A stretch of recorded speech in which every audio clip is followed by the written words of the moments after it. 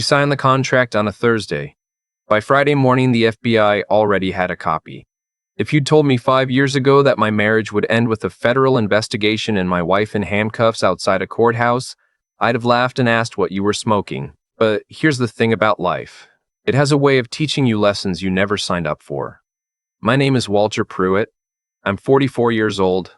I run a mid-sized electrical contracting business in Raleigh, North Carolina, and until about 18 months ago, the biggest problem in my life was whether my truck needed new brake pads and whether my 12-year-old son Noah was spending too much time on video games. Turns out I had bigger problems. I just didn't know it yet. My wife, I'll call her by her name, Sasha, was a commercial real estate broker.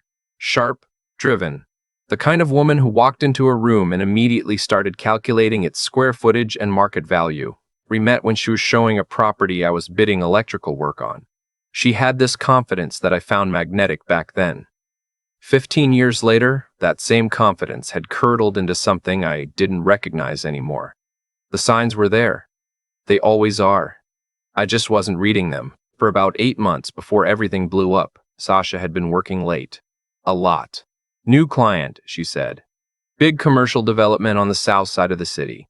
A guy named Trevor Hale, a developer out of Charlotte who'd recently expanded his operation into Raleigh. I'd heard the name floating around the industry. Real estate people talked about him like he was some kind of visionary. The rest of us just saw another guy with outside money trying to muscle into a market he didn't fully understand. She'd come home smelling like restaurant food and something else I couldn't name. I told myself I was being paranoid. 15 years of marriage does that to you. You build up so much trust that you start dismissing your own instincts just to protect what you've built. Our daughter Maisie was 7. She'd started asking why Mommy wasn't home for dinner anymore. I told her Mommy was working hard so we could all have nice things. Maisie thought about that for a second and said, "We already have nice things, Daddy." 7 years old. Kids don't miss a thing. Noah, my 12-year-old, was quieter about it.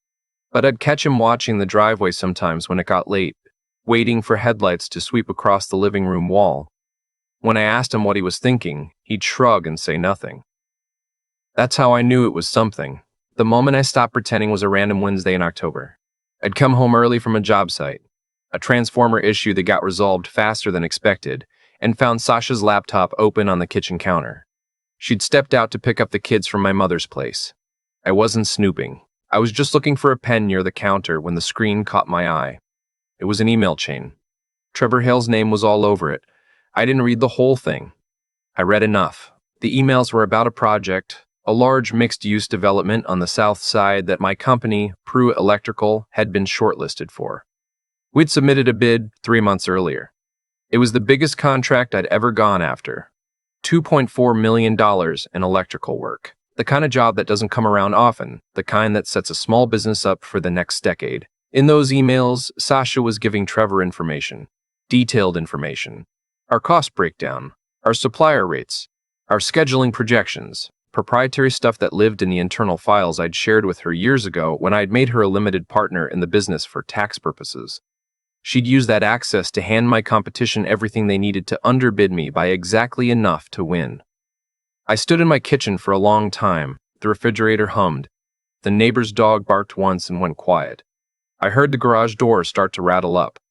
I closed the laptop and put the pen in my pocket and went upstairs to wash my hands. The thing about finding out your wife has been betraying you is that there are about 4 seconds of pure shock, and then something cold and very quiet takes over. At least that's how it was for me. I didn't cry. I didn't break anything. I just started thinking. I have a friend named Quentin Voss who works in financial forensics. We grew up together in Fayetteville, played baseball, drifted into different careers. He does contract work for attorneys and occasionally for federal agencies. I texted him that night after the kids were in bed. "Qin, need to talk. Not urgent, but important. Your field." He called me back in 10 minutes. I told him what I'd seen. He was quiet for a moment, then asked me to describe the emails in as much detail as I could remember. When I finished, he said, "Walter, if she shared trade secrets and proprietary business information with a competitor to influence a contract award, that's potentially a federal matter, especially if there's wire fraud involved. which there is the moment it crossed state lines through email. What do I do? First, don't touch anything. Don't confront her. Don't let her know you know. Do you still have access to those shared business files? Yes. Then you need to start documenting, quietly. I spent the next 3 weeks doing exactly that. I went into the shared drive every night after Sasha fell asleep, copying files, logging access records, pulling timestamps. Quentin connected me with an attorney named Fiona Brewster, who specialized in business litigation and had experience working with federal investigators. She was methodical, direct, and she didn't waste my time with pleasantries. Here's what we have, she told me at our second meeting. Your wife used her access to your business files, access you granted her as a limited partner, to pass competitive intelligence to Trevor Hale's development company. The timing matches exactly. Hale's revised bid came in 5 days after Sasha downloaded your cost breakdown. That's not coincidence. Is it enough? To establish civil liability, absolutely. For federal wire fraud charges, we need one more thing. She slid a folder across her desk. We need to catch her doing it again. I looked at the folder. Inside was a proposal, a new bid, this time for a fictional contract. A development project I'd invented from scratch, with slightly inflated numbers and a few deliberate errors only someone with inside access would notice. A document designed to be stolen. You're using me as bait, I said. Your business as bait, Fiona corrected. And only if you're willing. I thought about Noah watching the driveway. Maisie asking why Mommy wasn't home. The bid I'd spent 3 months preparing gone. I thought about the fact that Sasha was still coming home every night and kissing me on the cheek and asking about my day. Build it, I said. The document was a work of art in the way that traps can be works of art. Fiona and Quentin spent 2 weeks engineering it. The contract was for a completely fabricated office complex in a real part of Raleigh, specific enough to be plausible, fictional enough to leave no trace. The financials included a custom formula that Quentin embedded in the spreadsheet metadata, invisible to the naked eye but traceable the moment anyone opened the file outside our network. It also contained a clause about payment terms that was slightly unusual, the kind of detail that would stand out to anyone trying to replicate or reference it. I uploaded it to the shared drive on a Tuesday and waited. I didn't have to wait long. Thursday afternoon, Quentin called me while I was on a job site. File was accessed at 11:47 this morning, opened, copied, and forwarded from a personal email account. A pause. Walter, the email went to Trevor Hale's private address. I was standing on the roof of a commercial building in downtown Raleigh, watching a crew run conduit in the November wind. I didn't say anything for a moment. Okay, I said finally. What happens now? Now we call Fiona. What happened next moved faster than I expected. Fiona had already been in contact with an assistant U.S. attorney who'd been building a separate case against Trevor Hale's company for unrelated financial irregularities, something involving inflated appraisals and fraudulent loan applications. Our evidence fit directly into that larger investigation. Suddenly, we weren't just talking about one stolen bid. We were talking about a pattern. Sasha wasn't just helping Trevor Hale beat my company. She'd been doing it for at least 3 other contractors, small businesses like mine, all of them shortlisted for Hale's projects, all of them quietly underbid by just enough to lose. She'd been selling proprietary bid information, systematically, for almost a year. Quentin found the payments, small deposits into a separate account I didn't know existed, totaling just over $60,000. $60,000. 15 years of marriage, 2 kids, everything we'd built together, and she'd sold pieces of it for $60,000. I keep coming back to that number. I don't know why. Maybe because it's so small compared to what it cost. The night before the federal agents were scheduled to approach Sasha, I sat in the backyard for a long time. It was cold enough that I could see my breath. I could hear the TV through the sliding glass door. Some show the kids were watching, something with a laugh track. I tried to remember the last time I'd laughed at something without it feeling like an effort. I went inside and helped Noah with his history homework, the Civil War, which felt appropriate. I made Maisie's lunch for the next day and left a note in her bag the way I used to when she was in kindergarten, a little drawing of a dog, because she'd been asking for one for 2 years. I tucked her in and she grabbed my hand and said, "Daddy, are you sad?" I told her I was just tired. She looked at me with those eyes that miss nothing and said, "You can be sad, you know. It's okay." 7 years old. The next morning, 2 federal agents knocked on Sasha's office door at 10 in the morning. I know because Fiona called me right after. I was at the plant reviewing a wiring layout, and I stepped out into the parking lot to take the call. "It's done," Fiona said.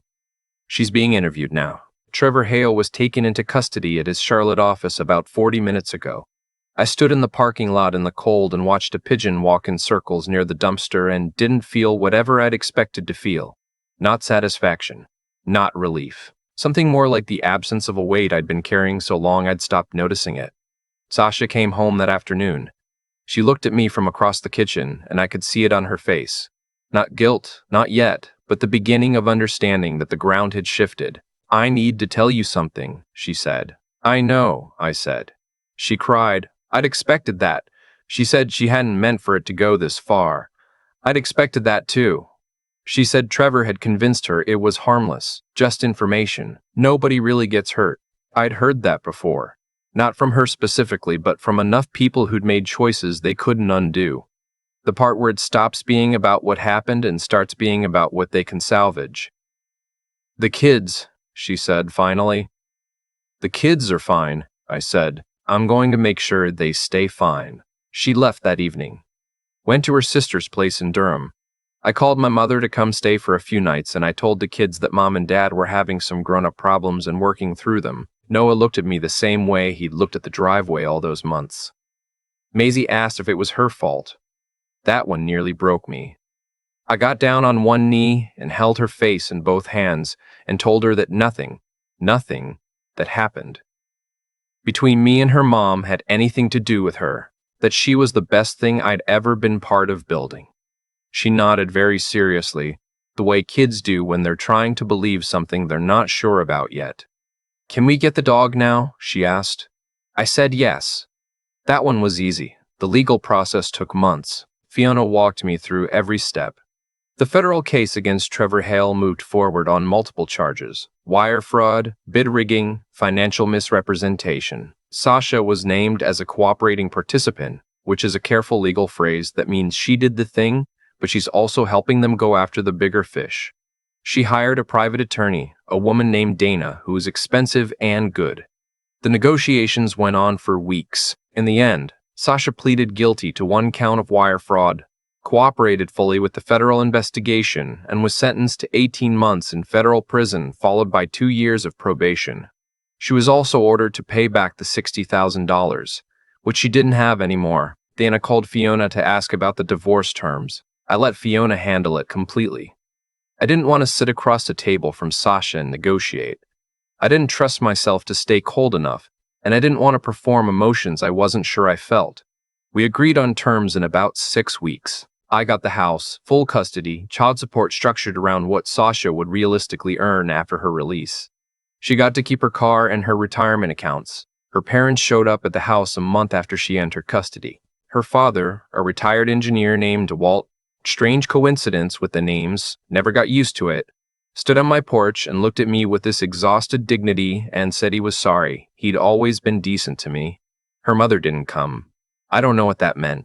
I told Walt there was nothing to apologize for. He'd raised a person, the same way I was trying to raise two. Sometimes people make choices their parents never saw coming. He nodded and looked out at the yard and said, "She called me from jail last week. First time she's cried with me since she was little." He paused. "She said she knows she lost everything that mattered for something that never mattered at all." I didn't know what to say to that, so I just stood with him for a minute in the quiet. The hardest part wasn't the legal process. The hardest part was Noah. About 6 weeks after Sasha left, he came and found me in my home office on a Sunday afternoon. I was going over project financials, trying to rebuild the business relationships that had frayed during everything. He stood in the doorway for a second, and then he sat down in the chair across from my desk. The same chair where Fiona had sat when she'd first presented me with the plan, actually. And he said, "Dad, I need to ask you something." "Go ahead." "Did you know before everything happened?" I looked at my son, 12 years old, with his mother's sharp eyes and my patience, or at least a version of it, old enough to deserve a real answer. I found out in October, I said, before the federal agents came. I knew for about 6 weeks. He thought about that. Why didn't you say anything? Because I needed to make sure you and Maisie were protected first, before anything else happened. He was quiet for a long moment. Then he said, "Was it the thing with the fake bid that you put in the computer?" I stared at him. He gave me a very small smile. "I'm not dumb, Dad." "No," I said. "You're really not." He nodded slowly. "Okay." And then he went back to his room, and that was the whole conversation. And somehow it was enough. The contract I'd lost to Trevor Hale's company, the $2.4 million development project, ended up getting reassigned after Hale's arrest. His company forfeited the contract when they couldn't demonstrate financial stability under the federal investigation. The project went back out for bid. Pruitt Electrical won it. I'm not going to pretend that felt like justice exactly. Justice is a clean word for something that's usually complicated. But standing in that building site in February, watching my crew do work I was proud of, on a project I'd earned honestly, there was something in that. Something I couldn't have explained to anyone who wasn't standing there. Quentin came out to the site one afternoon, and we stood together watching them run conduit on the 4th floor, and he said, "You know, most people would have just confronted her. Most people would have lost everything," I said. He laughed. "Yeah, probably." Maisie named the dog Peanut. He's a 3-year-old beagle mix from the shelter, and he sleeps at the foot of her bed and follows Noah around the house like he's been assigned to him personally. The first night we had him, I sat on the kitchen floor and let him crawl into my lap, and Maisie sat beside me and leaned her head on my shoulder, and I thought,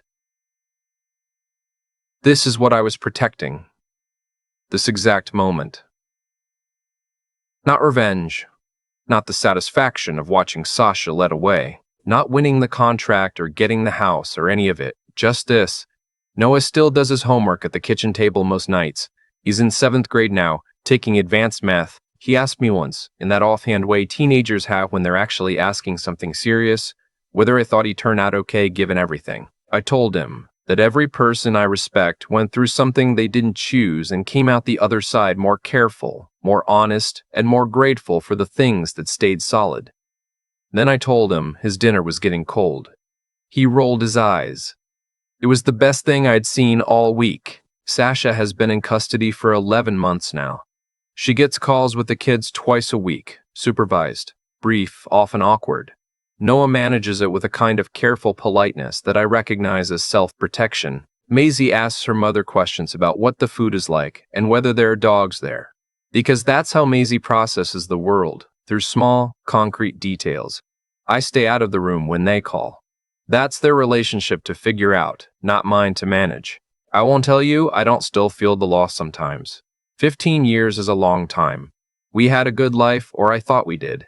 Sunday mornings with coffee in the paper, vacations to the Outer Banks, the specific quiet of a house where everyone is doing their own thing and nobody needs anything. I miss that version of things, even knowing the foundation was already cracking before I ever found those emails.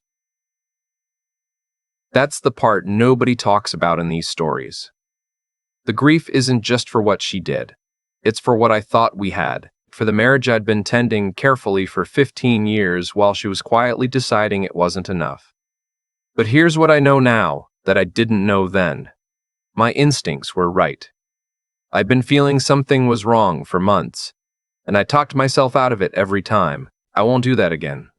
Not about work, not about people, not about anything. Fiona came to the groundbreaking ceremony for the Southside development in March. She brought a bottle of decent bourbon, and we stood on the dirt lot in hard hats and drank paper cups of it in the cold, which is probably not what the press photos were intended to capture. She told me I'd handled the whole thing about as well as she'd ever seen a client handle something like it. Most people either blow up too fast or wait too long, she said. I just waited long enough, I said. She nodded. That's usually all it takes. The development is on schedule for a spring completion. My crew is about 6 weeks ahead of projected timeline. Bill, my site foreman, been with me 9 years, told me last week this is the best crew we've ever run on a job this size. I don't take that lightly.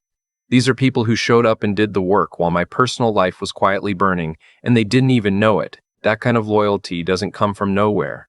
You build it over years by treating people right, by being straight with them, by showing up. Same as with kids, I suppose. Same as with everything that matters. Noah asked me last Sunday while we were watching the Hornets lose in spectacular fashion whether I thought I'd ever get married again. I told him I genuinely had no idea. He said that was a pretty honest answer. I said I was working on being more honest. He said, "You were always pretty honest, Dad.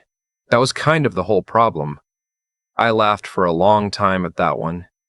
It was the best thing either of us had said in months, and neither of us brought it up again, because some things land perfectly and you just leave them there. Peanut is asleep on the couch beside me right now, which he's technically not supposed to do, but which I stopped enforcing about 48 hours after he arrived. Maisie is at a sleepover. Noah is in his room, probably doing homework, probably also on his phone, probably both simultaneously in the way that only people who grew up with smartphones can manage. The house is quiet in the way that houses get when everyone in them is okay. Not fixed, not perfect, not the way I thought things were going to be 5 years ago when I was worried about brake pads and video games, but okay. Genuinely, honestly okay. And right now, that's more than enough. People ask me sometimes, usually people who've heard pieces of the story, whether I feel guilty about how it ended, whether I feel like I went too far. I understand why they ask. It's easier to frame what I did as revenge, because revenge is a simple thing to judge, but that's not what it was, and I've had enough quiet nights to know the difference. What I did was protect what I was responsible for. That's not the same thing. Here's what I've come to understand about how choices actually work. Not in some abstract philosophical sense, but in the way I've watched it play out in real life, including my own. The consequences of what we do don't arrive immediately. They accumulate. Sasha didn't blow up our marriage in one decision. She made 100 small ones first, each one a little further from honest, each one a little easier to justify than the last. By the time she forwarded that file to Trevor's email address, she'd already been practicing betrayal for so long it probably didn't feel like a big thing anymore. That's how it goes. You don't fall off a cliff. You walk yourself to the edge, one careful step at a time, and I could have reacted the way most people do. I could have confronted her the night I found those emails, let the anger do the talking, blown the whole thing open in a single ugly fight. I'd have felt righteous for about 20 minutes. Then I'd have lost everything. The leverage, the evidence, the legal ground to stand on, and most importantly, any control over what happened to my kids in the aftermath. Rage is expensive. I couldn't afford it.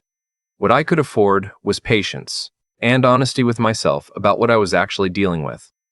That's the thing nobody teaches you when you're young. That intelligence without honesty is just cleverness, and cleverness without integrity eventually turns into exactly what Sasha became. She was smart. She knew how business worked, how money moved, how to read a market.